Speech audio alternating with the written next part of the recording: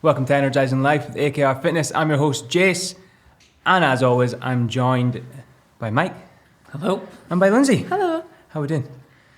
Good, yeah. It feels like we're beginning to get in the swing of this, so hopefully episodes continue to improve. Absolutely. This is episode 5. Already. Yeah. What have you been up to today?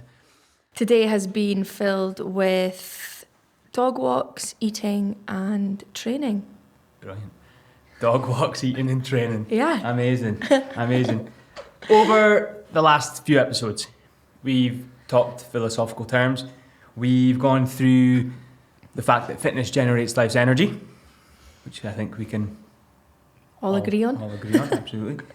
The journey is the goal. Again, another something that we all agree on.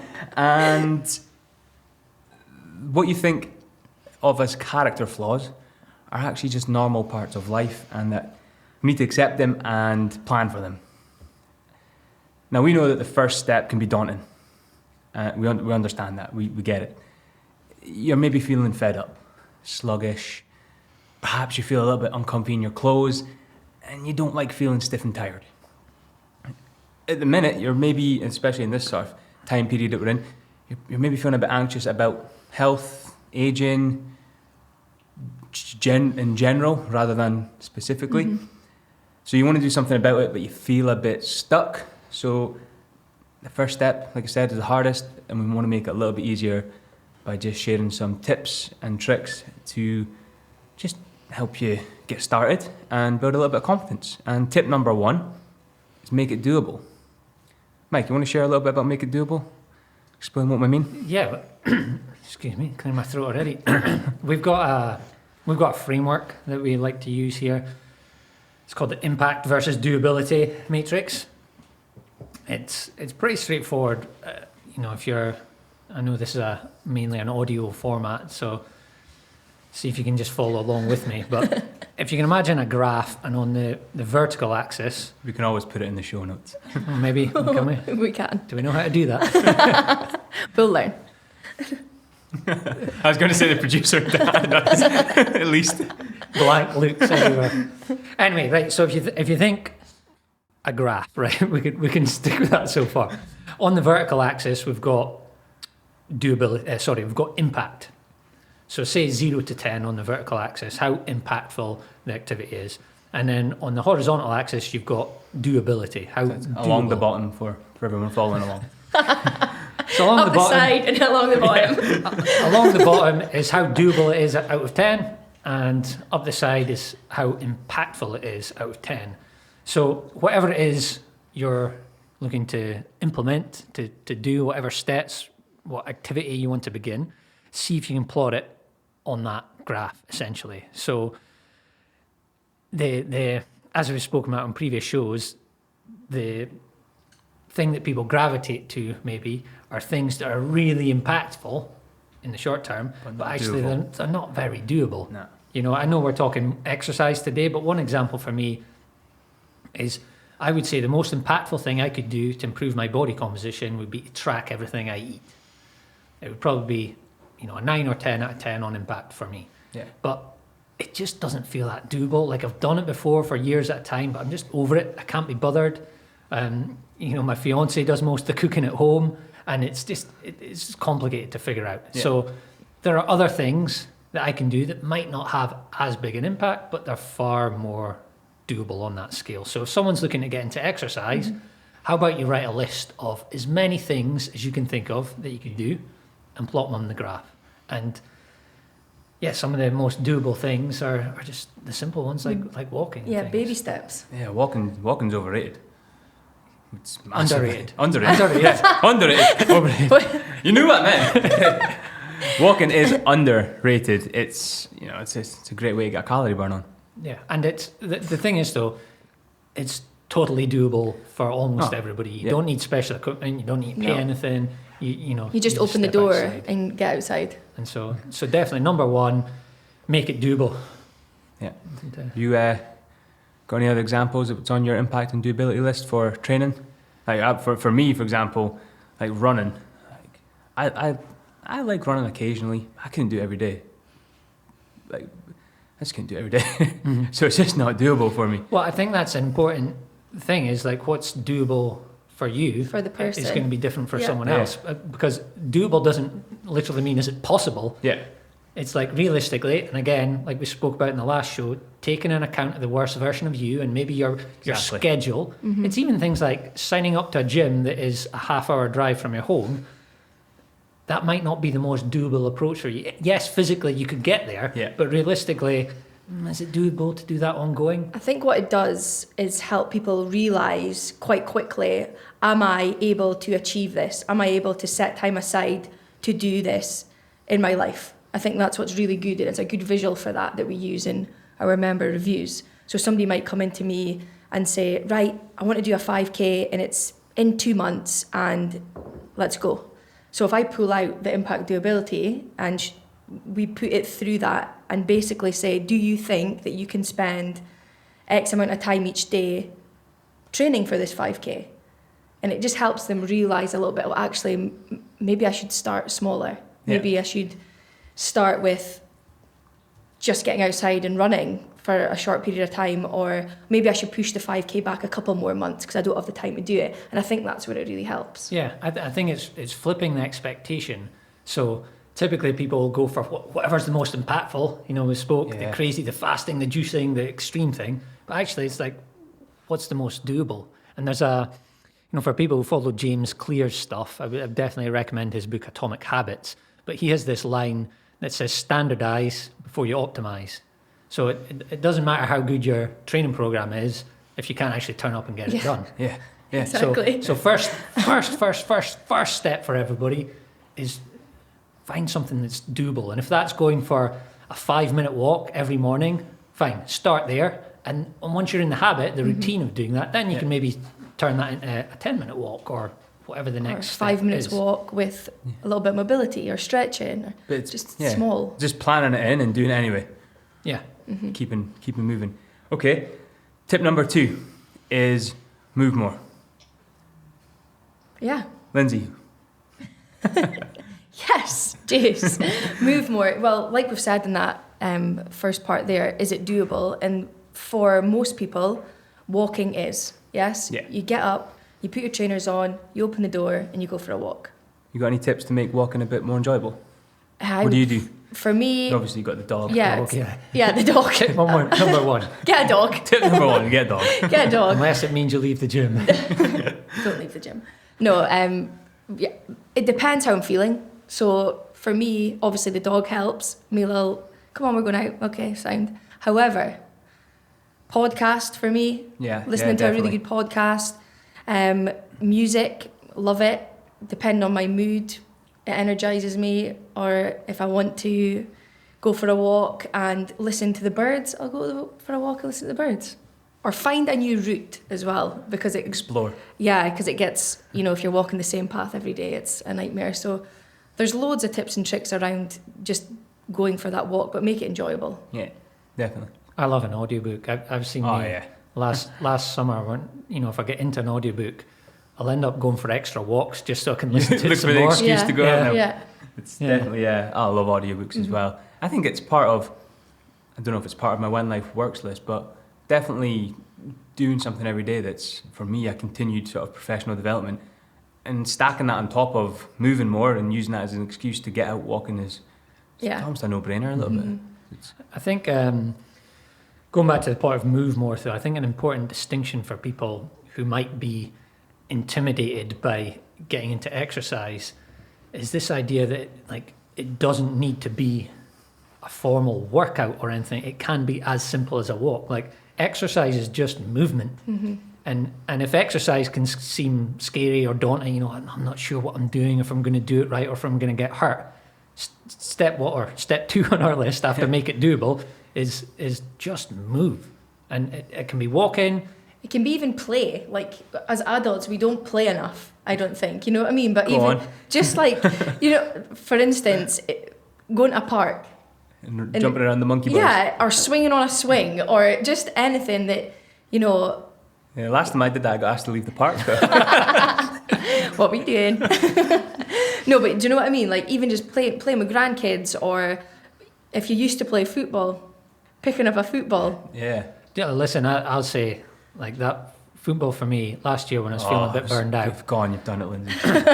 I just You opened up old I wounds. just put my boots on, got the ball, and just went up to the park and just kicked around, and it was bliss. And it wasn't a workout. You know, yes, it was exercise, but it's just moving. Yeah. And I think that's if people, jump on a bike, go for a walk, get and play with kids or grandkids, stretching. We often talk about 5-minute flows and things like that. Yeah. That, again, people think there needs to be some sort of real structure, but it can just be like swinging your arms, moving your legs and your hips, and just generate a little bit of blood flow and move on. and guaranteed people feel better after just moving, stretching, whatever it may be. Absolutely. So going into the exercise kind of side of things, basic movement patterns, learn some of those. That's our tip number 3. How could one learn such patterns? And what are such patterns? I think the distinction we're going to now is so if we've talked about movement, Yeah. and now we're going to talk about exercise, which I've kind of said is just movement, but typically it somehow feels a bit more formal, a bit more organized or something, less random. And then you've got often there's this sort of distinction between sort of strength or cardio. And typically if someone's first getting to exercise, there's almost this default position where I've got to take up running. Yeah. And I think part of that is, as we've mentioned before, is gyms felt inaccessible to people. Yeah. Geez, I want to get in shape, but walking doesn't feel challenging enough, and the gym feels a bit too intimidating. far and, from where you need to Where be. did I go in the middle? the bodybuilders and the gym bunnies, it's not my scene.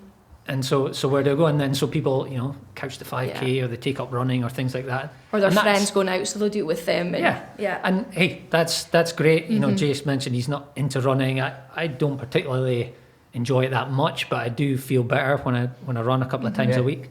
And I would say there's no issue, no problem with that. But there are other things, because I've met so many people over the years who felt like they had to run. Yeah, Do you know no that- no Yeah. enjoyment, no Yeah. enjoyment in it at all, and just going out running, hating every second of it, lasting maybe 3 or 4 days, and be like, no, it's not. I'm not doing it. Yeah, or just overdoing it and Yeah, it's picking too up much. niggles and things. Yeah. And so when we're talking about movement patterns, it's the way into strength training. And it's not, again, as soon as you say strength training, people are like, oh, I'm not lifting not any for weights me. or. Yeah. But all we're talking about to begin with is understanding the basic movements that you make as a human. And so we break those down typically into pushing movements, pulling movements, squatting or sitting type movements, and then the fourth one would be a hinge or a bending type movement. And I think if people, typically I think most people would need just a little bit of coaching or instruction to get started with those. But once you've got those basic patterns, then your world of exercise opens up. Be it overloading, which we can get to, or writing your own forms of training program, but it's first learning to move well, and that's Lynsey. In the first session, when people come to AKR, that's what you teach them. That's what we do. So it's funny when people come in. I'm not doing a workout, am I? Like that's the first thing. I'm not doing a workout, am I? I'm like, no, not yet. Don't worry. So it's more like a coaching session, and like Mike said, it's really important to get these basics right first of all.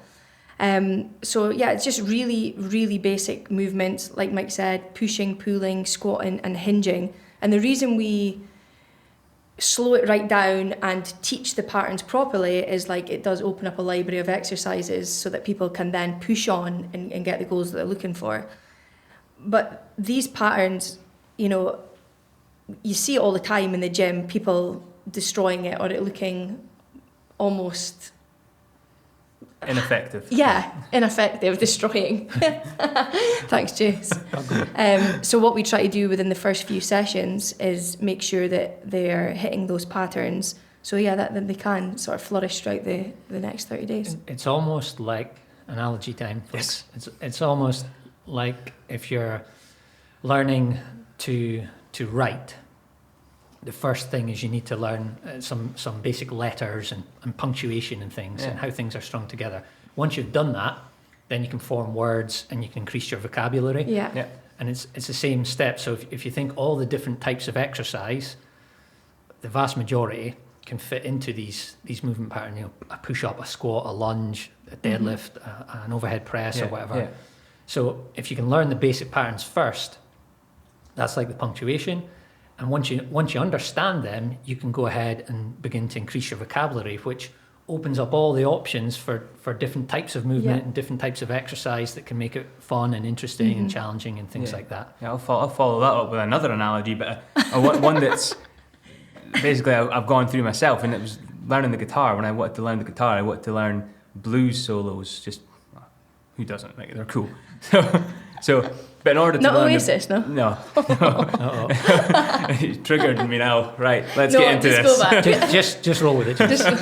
So I lost what I was at. Oh yeah. All right, don't look back in anger. You missed the roll with it. He's away. He's gone. He's off. I'll bring it back. Bring it back, Jase. So in order to learn these blues solos, I had to learn the scales. But in order to learn the scales, I had to learn the notes. In order to learn the notes, I had to know where to put my fingers. In order to learn that, I needed to have dexterity in my fingers. So you just spend... So you stripped it all back. You strip it right back to the beginning, like, well, let's start step one and take baby steps and move from there. And I went and got a guitar tutor who, spent time with me. He was like, slapped my hand about a little bit. Had a ruler and just made sure I was Oh my God. doing the right chords, the right notes. But if it wasn't for that and repetition, I wouldn't be, that's what As good as you are now. I was going to say, as good as I am now, but I'm not even that good. You wouldn't be the international rock star that you are. No, like it's the same. I would definitely encourage most people if they're wanting to build confidence and have more options for exercise beyond like the defaults of going for a run or a walk. I would, and obviously we're biased, and this isn't meant to be a sales pitch, but I would definitely recommend find a coach somewhere, a good coach that can just teach you these basic movement patterns. Because once you've got that, you can actually go and just do things on your own. Now at AKR, people stay more for the environment and the programming and the ongoing coaching. But in order to get going on your own, again, we've said make it doable, begin to move a little bit more, and then if you can learn and build some competence around these basic movement patterns, you've got so much more options open up. And we can even talk about some basic programming for people. Like Jase, you typically have written the programs here. How could someone stitch something together with that minimal knowledge? Yeah, so if you're looking at programming in terms of a balanced program approach, you want to make sure you hit these patterns. So a squat, you want to get one of them in a week. A hinge, you want to get one of them in a week. You want to get a push-pull vertical, so up and down. You want to get a push-pull horizontal, back and forth. And then you also want to do some sort of balance work, so single leg stuff. And if you can just build these patterns in, you build them in a structure. So normally you would go squat and maybe a vertical push, and then a vertical pull with a hinge, and then a little bit of we like to call them finishers at the end, but just a little bit of a heart rate jumper at the end. Get the heart rate up, leave feeling good. If you can do that consistently 2-3 days a week, you're on to an absolute winner. And it can be the most basic of, just if you're starting off at home, sit down on your sofa, stand back up. Do that 5 times. That's a squat, right? That's a squat, yeah. Sitting. Yeah. Sitting, just make sure your knees are pushed out. You sit down, you stand back up. You've got nice tall, you're nice and proud, and you go from there. You can do that 5 times. You then increase it to 6 or 7 times until you get to the point where maybe you're getting really comfortable with exercise at home, and you need a bigger challenge. So that's where you get a coach and you get a gym environment that you feel comfortable in. What you want to speak about is environment. That's another massive tip that we've kind of left off the table there. Is quite important, having the right environment, right? Yeah. Just to go back, and so if we lead someone who's just getting started, first they decide what's doable for them. You maybe just start by moving, walking, getting a bit more movement in your day. Then a next step would be to learn these basic patterns. Yeah. Either with yourself or ideally find someone who can teach and make sure you're getting the most from them. And essentially, you can make your own training program by doing a sitting movement, a bending movement, a push and a pull. Yeah. You could do that a few times a week. And then one thing before we get to environment is just this other concept of progressive overload. Oh, yeah. So you mentioned there, like, I think you said just If If you manage increasing 6 the amount reps, you you do. can increase reps, yeah. Yeah, and so with exercise, I guess to get the challenge, I think this is something that does happen with beginners. Blokes tend to be a bit on the other scale, where they'll just like come in and push way too much. But Too sometimes soon. people coming in, they're just, okay, I've got into my walking and that's where I'm at, or I've got my wee workout and I'll just repeat that. Where actually, like, the body will adapt quite quickly to it, so we're going to want to just add some more, either doing it a little bit more, a little bit faster, or again introducing some sort of load. Could be a resistance band, some sort of weight or something like that. But I think that's an important step for someone. Absolutely, definitely. So sorry, environment. Environment. It's not about just finding a good environment, it's finding the right environment, right? It's finding somewhere it's somewhere you want to turn up to, basically. Yeah, I like I'm not going to say analogy, but the concept of the third place. I think that's really important. So for instance, say somebody's third place, you've got your home, your work, and the bar. I thought you were talking about the podium, first, second, third. No, we're going to be first. First, second, third. No, so the third place in your life. Yeah. So for instance, like I said, you could be at home, work, and the bar. Yeah. But we want to make an environment so that third place may be the gym, or it may be, the park. It may be something like that. But the environment's so important that it becomes your third place, that you want to be there. It becomes almost like a family. Yeah, I think even if that's going, someone who's like just getting started to exercise, if their walk is somewhere they enjoy going to, Yeah. I've got a golf course and some woods that I can walk around, and it's nice. Well, I'm far more inclined to do that than if I was walking down, the middle of New York City to try and get some relaxation time. Do you know what I mean? Yeah. Or that's why I think, of this pandemic, it's been difficult for people to try and exercise at home, because their environment is maybe their front room, where typically is a place where they unwind and relax. Or maybe, there's the pictures of the dog or the cat jumping over them when they're trying to do their yoga, or all that sort of stuff. Yeah. So, or even years ago, I remember joining a gym that was a little bit out of town, and with that, even if it was just like a 15-minute drive away, at that time for me, it just was enough to make it a little bit harder to get started. So I think the point is, if you can pick an environment that facilitates or makes it easier to do your exercise, be it because it's a nice place to be, or it's not daunting, or there's friendly faces, or the environment. We don't even need to talk about a gym, but it could be the people there, it could be anything. It could be the headspace you get from the environment. But I think that's a big part, going back to tip number one of the impact versus doability. Because if I have to psych myself up to step into the dragon's lair of an environment in order to get my workout done, sooner or later I'm you're not going to do it. Yeah. It's not inviting. Absolutely not. And the last tip is tip. Sorry, did the sound producer there right in his ear. The last tip is just social support. Social. You've got Sean Connery here. Time. I'm not saying it again. Social support That's is the one. So let's talk a little bit about social support. I can't say it. Go on, Jase. Social support. Social. listen, like, humans are tribal animals, and it's what's difficult alone can be easy with others. Yeah. We used to sometimes say we struggle together, and that's why we succeed. And I think that's just, or like we spoke about in the last one, you're not always going to feel on it. So the day you're feeling down, maybe your training buddy or your partner or whatever, they're up for it. Come on. Or it's just another reason, if you've agreed to meet them at 7:00 for a walk. Yeah, you don't want to Yeah, feel like, you don't want to be that friend who's like, nah. It's easy to cheat on yourself, right? But it's much harder to let someone else down. A quick text in the morning. I don't feel like I it. don't fancy nah. it. Yeah. You wouldn't. No. And do you know what? That sort of accountability is a big part of what our members say here. So the fact that their session was booked, so we have a booking system, everyone has to book in. Yeah. And they just start showing up a It's lot an more, appointment. rather than I'm gonna go to the gym tonight, and then tonight rolls around And even like that session they book and they show up and they keep showing up, they'll build friendships, relationships in that circle of the time period that they come in, and they want you to turn up. So if you don't turn up, then like, oh, you're all right. They give you a quick message, they check in on you. We want them to turn up. Like, It's not fun coaching no one. I think the other thing is if you can train with someone who's a peer, you can get inspired by each other's progress. So, for example, someone could come in here and see, rather than just a trainer and say, well, it's all right for you to lift that, 50 kilo, You can see the 100 kilo different deadlift. stages. Yeah, someone can Yeah. come in and say, hold on, that's a 58-year-old woman just like me, and look what she's doing. Yeah, it's inspiring. It does inspire in that way. And I guess it's, even in our tagline, energizing lives together, it's part of everything we do. Mm-hmm. Yeah. Why you do it. Definitely far easier when you're not on your own.